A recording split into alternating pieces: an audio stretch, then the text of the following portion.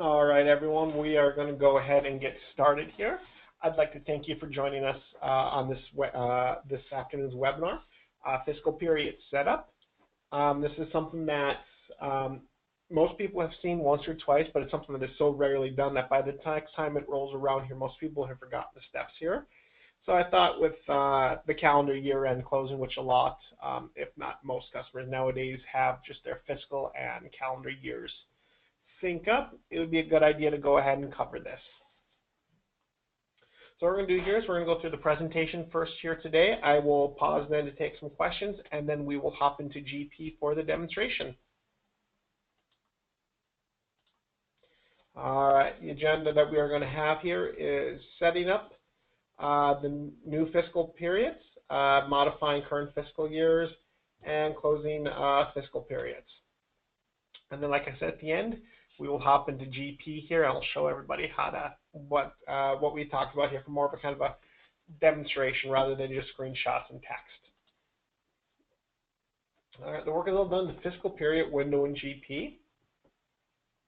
This is set up under the company, which means that you can have each company in your GP environment, if for whatever reason has different fiscal periods, it can certainly be set up that way.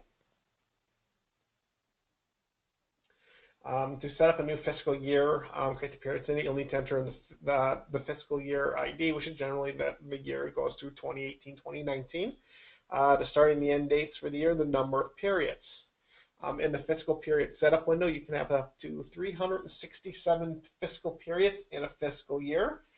This is done because some customers have daily fiscal periods, which is normally 365, 366 if it is a leap year. And then that additional one is provided in case there needs to be a correction period to post to before you process your year end. You're able to have an unlimited number of historical and open fiscal years, but you can only post to 2 open fiscal years, generally believed to be the current and the next one. So in this case, it'd be like 2017 and 2018. But you can have open up through 25 if you certainly like. And you can only post the most recent historical year, which would be 2016 if we're using the calendar layout.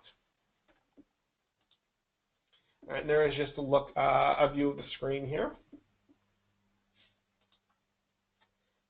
All right. Oh, I already covered that first part there. If you do go that route, though, you'll have to remember to make the leap years possess 366 or 367 if you want the correction date fiscal periods. Otherwise, GP will not generate for that February 29th leap year date. That is currently a defect within the GP code. Those of you that may have, I know there's also an issue like if you try and post payroll on 2/29, it will display an error message, but the pay run still completes normally. I've seen that before here. So it's just trying to get GP, the math to get it to calculate out that leap year is just something that GP hasn't really done here. So you'll just have to manually go through the fiscal years at those points and verify that they're in there.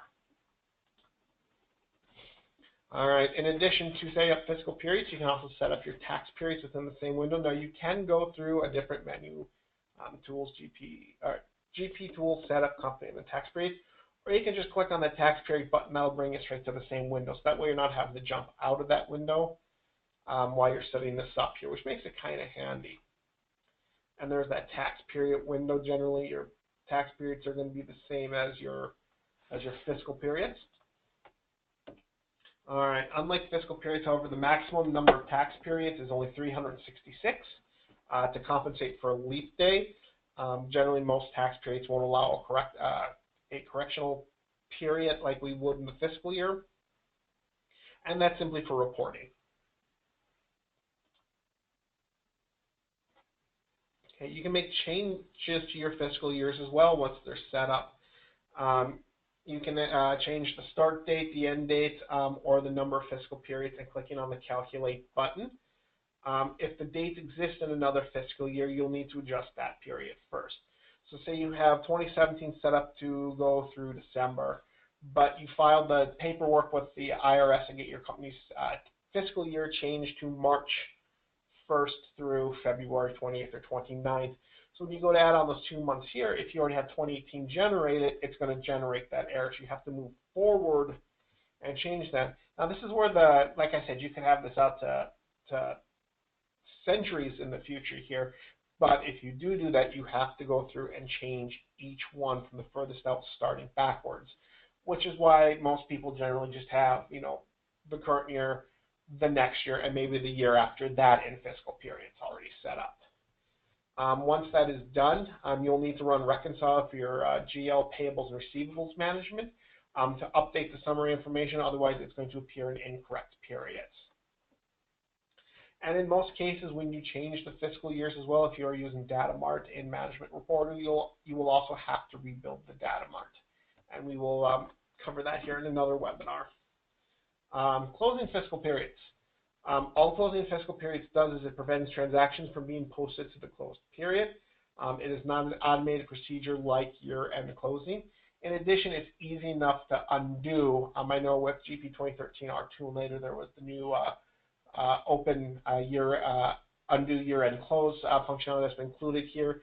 All this is basically in that same menu, and we'll show that here. It's just a checkbox. You have to go and check to close it. And they can be, like I said, they can be reopened at any time to allow posting again. So if you say misplaced a purchase order, it got stuck to the back of something else, or the staple miscounts accidentally caught that one, you're like, this one was never entered. You can easily reopen it up, enter it, post it, and then close the fiscal period again. And here's what the window looks like. It's just you'll see your your major modules: financial, sales, purchasing, inventory, payroll, and project, and that's the entire module. And it's horizontal. So period 1, you go across and close. And this is just using Fabricam as an example. Fabricam system date is 4/12. So we have up through April close because we've already processed March in Fabricam. In addition, you can click on the mass close button to close the module by the process here. As you can see here, now this will display all of them down here. You can use these drop downs for the series and origin and all that to change that, as well as what periods are displayed. By default, shows everything. As you can see within financials, you can close bank deposit entry, bank transaction entry, bank transfer entry. So you don't have to close the entire fiscal period. You can come in here and be a little more customization in your closing. All right, and the same goes with the tax rates, which I did not include there. So now that we are on our title screen here, or yeah, the info screen, I'm going to pause here. I'm just going to check to see if there are any questions posted here. And we'll check again at the end here. Okay, I am currently not seeing any questions. So hopefully everybody understood. Like I said, it's fairly straightforward. It's done once a year, so a lot of people come time to open up the next year, most people go, I don't quite remember here. So what we are going to do now is hop into, well, that'll work. Hop over into our GP system here, and this is 2016 R2 here, latest and greatest. I'm not going to be able to say that much longer here. All right, again, the path there is tools, GP tools setup, well, company. I hate it when it does that. And then fiscal periods.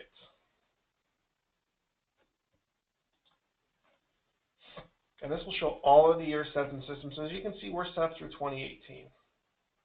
All right, but I was told to come in here, set up 2019. So you enter in the year. And the nice thing here is it GP looks at the previous year, say, oh, this one closed December 31st, 2018. Opens up for the same number of days here. Number of periods, well, we're just going to do monthly here. So we are going to calculate those. So I have a little calculation box kind of pop up there. You can see our fiscal periods. And then if we click OK, it saves. So let's go ahead and hop back in there. Provided I don't get too click happy here. So I don't know, 2017, 18.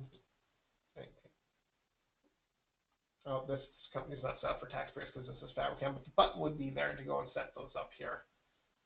Everything just uses the same fiscal calendar. But something came down the pipes. Our CFO filed the paperwork with the IRS. After 2017, the fiscal year we are going to move to a quarter 2 to quarter 1 fiscal year period. So we're going to go April 1st to March 31st, and we've got permission to extend 2018 out by those 3 additional months. So what we want to do is come in here. So this is now starting 04. It's going to close there. This date cannot be part of a different fiscal year. Well, that stopped us there. So let's go ahead and go change out 2019, which we had built. So let's change this to our start dates. 04, 01. So this is now going to go to 03/31/2020.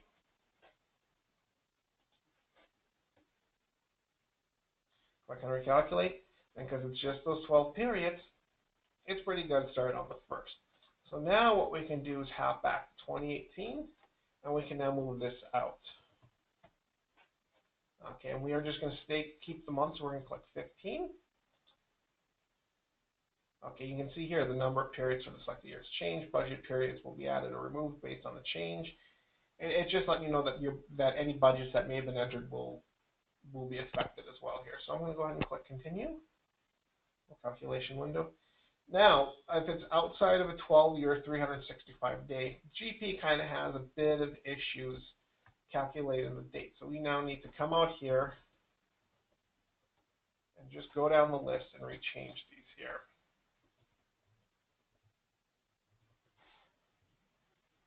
We got 4, 5, C. Sometimes it'll get it right, but it tries to evenly break it up in this event here. So, and then you would just go down that route there to change those. All right, while we're in here, we are currently in October.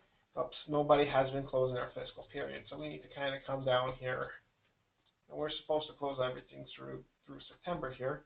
So what I just did here is I just closed all of the financial, anything that's processed in the financial module through October. All the other modules are open. I'd have to go across. Well, it doesn't mean try and post. It just basically gives you a message saying you cannot post to closed fiscal period. We need to come in here back in March and do a GL correction. It's just going to be posted within the financial module. We're not touching any of the other modules out here, sales or anything. So all it'll be is once come in here, unclick, and then click OK. That would reopen it up for the processing. And then it's recommended you come back in here and just reclose. And then the prompt here is the fiscal period mass close again. As you can see, this will reflect everything here. We'll scroll happy. Let's scroll back up to the top here. So period 1, you can see I closed all the financial ones. So those are checked, but sales down aren't done. And like I said, it has it all the way to the 12. So if you want to do it, you can display it by the series or the module, which functionality it is. You can even isolate your periods. By default, it's all. Kind of makes it handy. So if you're coming in here for period 3, you can certainly just do. And this is one of the windows here that automatically refreshes without having to hit a redisplay button here. So kind of. And this is just everything for period 3 in year 2017. And that is pretty much it for the fiscal periods. Like I said, it's something rather simple. But like I said, with as rarely as it's done literally once a year, maybe twice at most. Most people kind of forget how to do it between years. But I thought it'd be a good idea to go ahead and cover that with being here in quarter 4 of the calendar year. So I know a lot of companies are going to be ramping up for next year here, year-end closes and whatnot. So I just wanted to show that to you. So you can go ahead and get that done here. I click OK there. And it'll pop up with this message here saying you have to reconcile the general ledger payables. And that's just tools, utilities, like I said, the GL, payables, and receivables. All just have that reconcile right there. And you would just do the fiscal year. And then just click on process. And one of the things where I always do recommend you print that report first, just to see what changes are coming on. Because if you do not save your historical information, say you purge your historical your history tables monthly. If you come in here and you hit that, it's going to be removed. Or if somebody accidentally removed that as well, then the information is going to be pulled out of there. So again, just uncheck Reconcile this report first, just to see what's happening here, so you can make sure that your data is still going to be present after you complete this process here. All right, everybody, that is pretty much it here today. Something kind of short and sweet. So I am just going to hop back over to our questions menu here, see if anybody has any questions.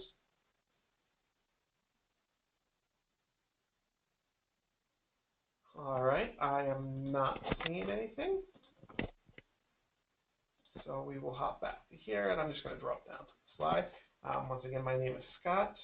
There is my email address and our office number. And then we also have the generic support folder here that gets monitored and signed out to us if you don't reach out to us directly here. So if you do have any questions or issues with those fiscal periods, please feel free to reach out to us, and we'll be happy to help you. And once again, I'd like to thank you for joining me this afternoon for our webinar, and I do hope you all have a wonderful day.